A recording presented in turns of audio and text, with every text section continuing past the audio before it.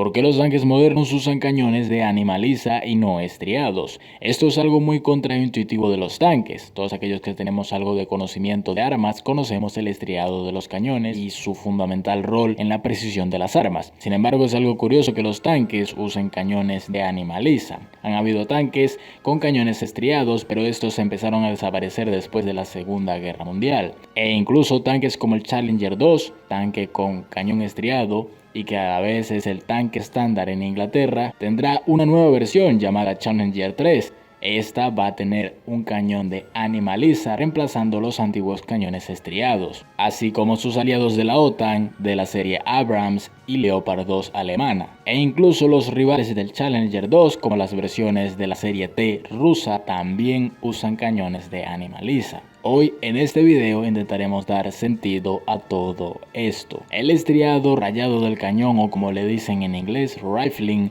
consiste en rayar el ánima para dejar surcos helicoidales en el cañón. Esto hace que al pasar un proyectil por el cañón obtenga un efecto giratorio que le da gran precisión y evita la tendencia de los proyectiles a girar en ángulos no deseables. Es un efecto que vemos incluso en las flechas de los arcos al girar por su emplumado. Cuando los proyectiles son disparados sin estriado, estos tienden a ladearse en ángulos que hacen que las puntas no vayan hacia adelante, haciendo que la munición sea inefectiva. Todas las armas lo usan exceptuando los morteros y escopetas, pues digamos por sus características. Pero en los tanques el uso del estriado cambió a mediados del siglo XX. En los años 60 surgieron los blindajes cerámicos compuestos, blindajes que anulaban casi todo el daño que causaban las municiones convencionales perforantes, siendo también muy ligeros comparado con sus blindajes predecesores. Para enfrentar a estos nuevos blindajes, los ingenieros, en vez de hacer los cañones más grandes,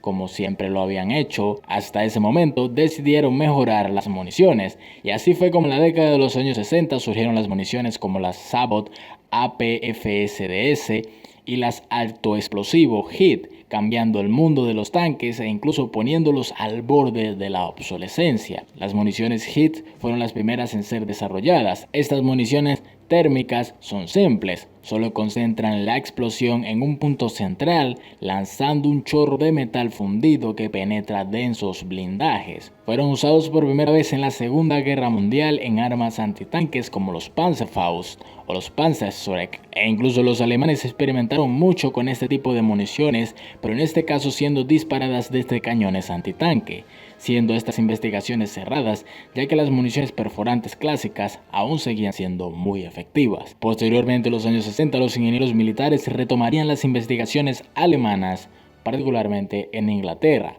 basado en los experimentos de los franceses de los años 30. Se crearon los primeros Sabot, o como ellos los llamaron, APDS. Eran simples municiones con un núcleo de menor diámetro de la munición, que solía ser de tungsteno, que al ser disparado desde un cañón estriado transfería su rotación al proyectil. Este era bastante efectivo para penetrar casi cualquier blindaje de la época. A medida que iba avanzando la tecnología Sabot, la munición se hizo más larga y eso hizo que se desbalancearan los proyectiles. Recordemos que mientras más larga es la munición, mayor es la rotación que necesita esta para estabilizarse, surgiendo entonces las primeras Sabot con aletas siendo muy similares a las flechas de los arcos, que al ser disparadas se desprendían de la munición para ser estabilizadas por el mismo aire y no solo por el estriado. Después los ingenieros se dieron cuenta que el estriado de los cañones estaba causando un excesivo giro en las municiones Sabot,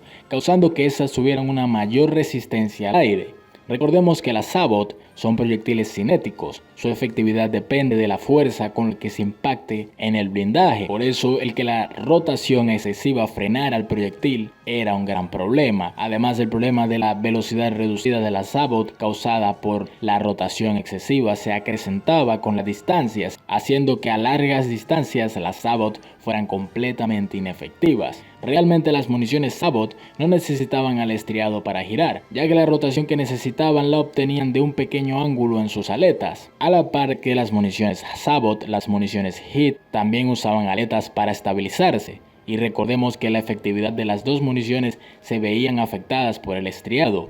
En el caso de las municiones HIT, estas necesitaban de dos factores para funcionar: una explosión muy precisa y que el proyectil esté geométricamente en la posición exacta para que así el chorro de metal penetrara el blindaje enemigo. La rotación excesiva dada por los cañones estriados hacía que la munición se desbalanceara apenas un poco, haciendo que la chance de que la munición funcionara correctamente se reduciera ampliamente. Así que para poder usar estas municiones modernas, los ingenieros llegaron a una conclusión clara: se debía eliminar el cañón estriado.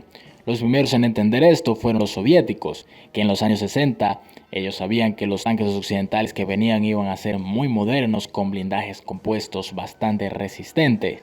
Por ende necesitaban tener un cañón competente y municiones que pudieran penetrar estos nuevos blindajes. Así fue como en los años 60 llegó el tanque T-64, al cual le pusieron un cañón de animaliza, siendo el primer tanque como tal moderno en llevar uno de estos. Este podía disparar modernas rondas APFDS y alto explosivo HIT. Le seguirían los Leopard 2 alemanes a finales de los años 70, que también llevarían cañones de animaliza, y luego llegarían los tanques estadounidenses Abrams en los años 80 con cañones de animaliza, para finalmente en la actualidad los nuevos Challenger 3 vendrán con cañones de animaliza, ya que la serie Challenger fue la que más se resistió en llevar cañones de animaliza. Este cambio drástico parece muy poco intuitivo, pero supongo que todas las grandes potencias militares llegaron a la misma conclusión. Los tanques principales de batalla son principalmente para destruir otros tanques, y si estos